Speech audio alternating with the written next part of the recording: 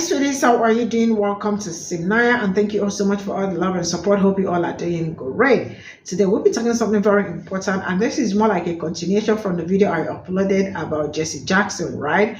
You all remember that there was from the video I posted and this one, there are some things that he clarified, and Nathan actually clarified about some certain things Jesse Jackson said about Martin Luther King Jr.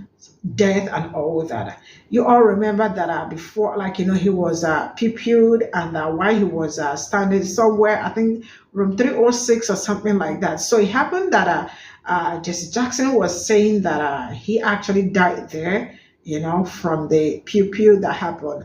But it happened that that was not what happened, that he was actually taken to the hospital where he was attended. And after that, that was how he could not make it and all of that.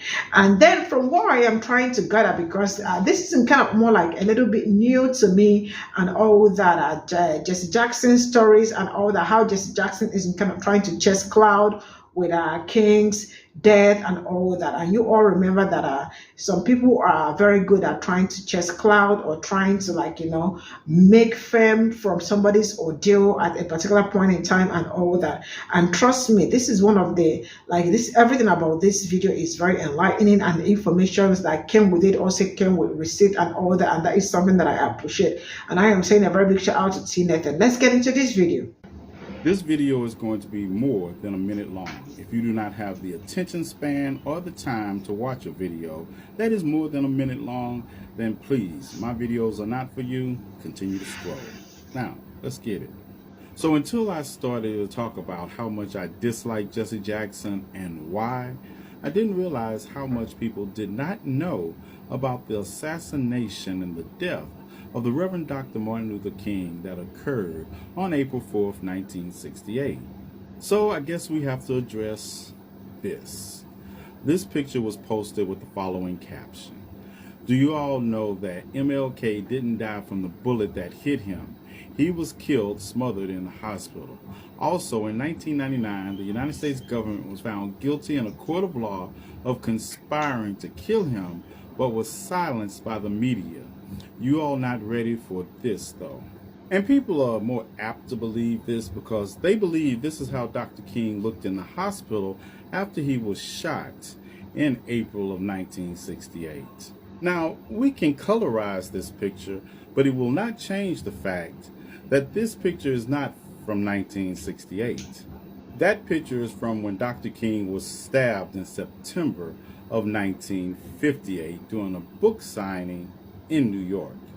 Yeah, on September 20th, 1958, while at a book signing, Dr. King was stabbed in the chest with a letter opener. And if you look closely in that picture, you can see the letter opener still in his chest, as those attending the book signing are attending to him. Now, Azola Curry here was a woman who stabbed Dr. King on that day in September 1958, and she was later committed to a state mental hospital for the criminally insane. If you would like to know more about that, let me know in the comments section. Moving right along. Dr. King stayed in the Harlem hospital for 2 weeks after his surgery due to a complication he had during his stay with pneumonia, and he was released on October the 3rd, 1958. At 6:01 on April 4th, 1968, while leaning over the rail at the Lorraine Motel in Memphis, Tennessee, Dr. King was struck in the face with a bullet fired from a .30-06 rifle. Dr. King immediately fell backwards into the position we see him in this photograph. The bullet entered the right side of his face and neck, severed his spinal column, and he began to bleed profusely. Andrew Young was the first person to attend to Dr. King after he was shot. He initially thought Dr. King was dead, but once he started to attend to him, he discovered a weak pulse. As Dr. King lay bleeding on that second floor balcony, a pillow was placed under his head, a towel was wrapped around his wound, and a blanket was placed over his upper body. And contrary to anything that Jesse Jackson said, you don't see him in this picture by the way, Dr. King never spoke again after being shot in the face. Understand that from the time that Dr. King was in Memphis, he was under surveillance by the Memphis Police Department and the FBI.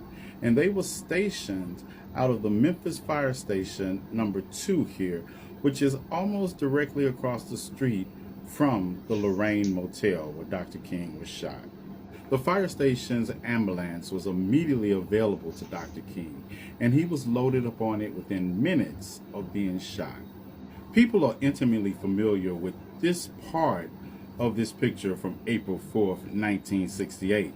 But do you understand? This is only part of this picture. And this is part of the actual panoramic view that Henry Gorskinsky took that day at the Lorraine Motel. The ambulance was already there when he took that picture, and the ambulance driver, J.W. Walton, called dispatch and asked them for looped lights, which meant that they was requesting that all traffic lights on the way to the hospital be held at green so they could get there as soon as possible.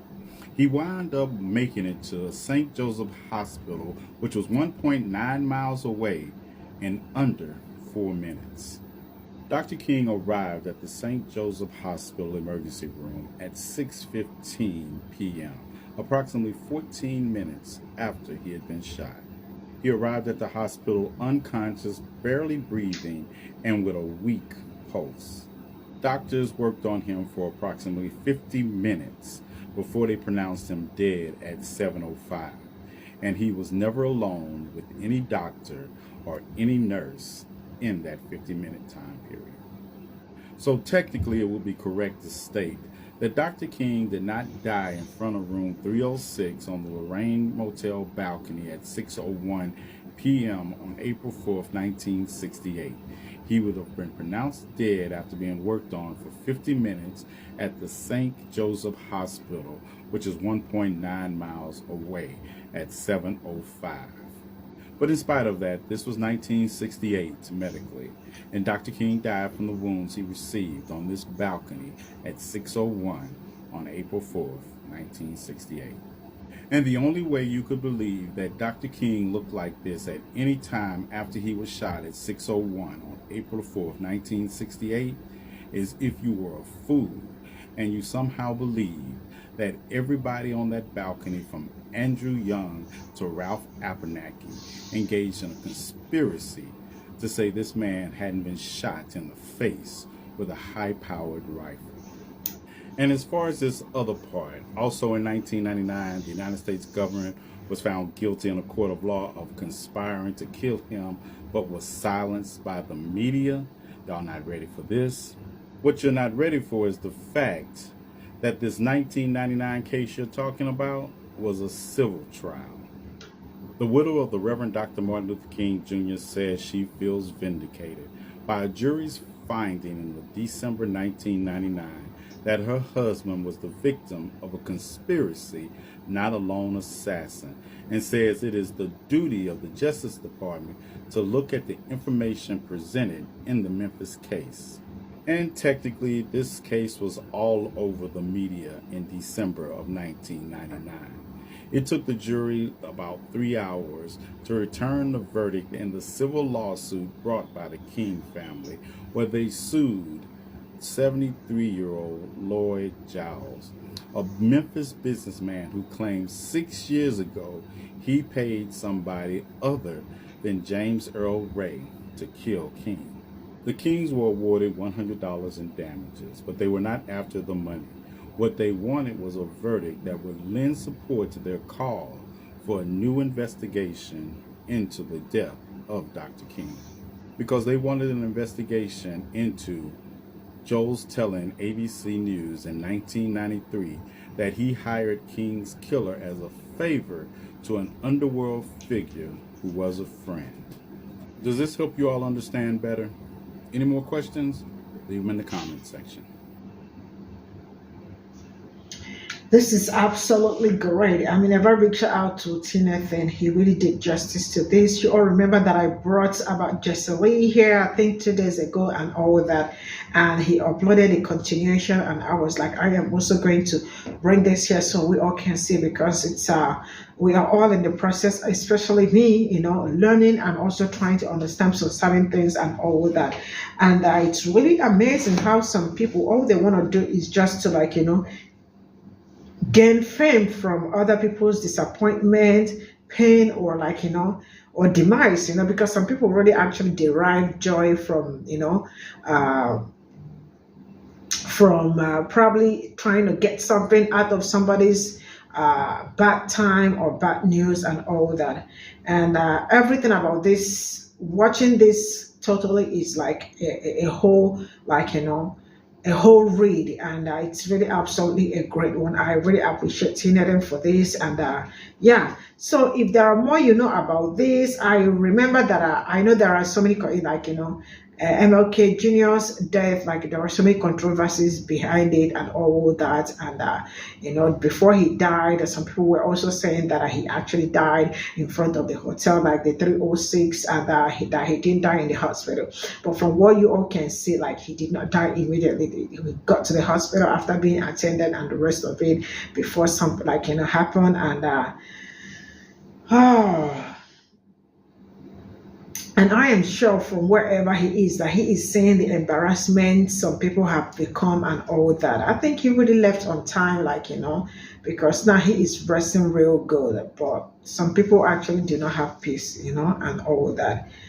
So it's really crazy how some people. I really hope there will be continuation of this, because I really want to get to know more how did the whole thing happen. And Jesse Jackson, right?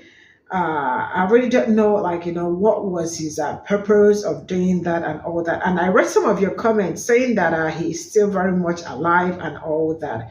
And yeah, I do not know. I know him from what I read and all that he is, but I really do not know a whole lot about him. But there is something that I keep saying. You see all these, civil rights activists and all that. While you are doing it, you are going to meet the good, the bad, and the ugly. There is nothing you are not going to meet, because it's really a very hard job. Being an activist is a very hard job. It's a real hard job. And while doing it, you are going to make friends, you are going to make enemies. There is nothing you are not going to make. And in that process, you might be surrounded with people that also do not want your best interest, but they are just going to hang around they are there for you and all that. So for those that are still an activist, and if you ever come across this video, I hope you are really very careful, because sometimes the people you think are close to you might actually not be the real ones and all that. So the best you can do is to watch your back. And all I can say is that Jesse Jackson, right, must really be chasing clouds on Dr. King's death and all that. And I really appreciate everything about this video. It's really very very enlightening. And I am also going to be looking out for your comments to know all you have to say, or all you I'll be reading your comments. If you have more you want to tell me, why not? Feel free to drop the comment. Absolutely, I'll be reading them. From me, thank you so much. I'll see you all in my next video. Bye for now.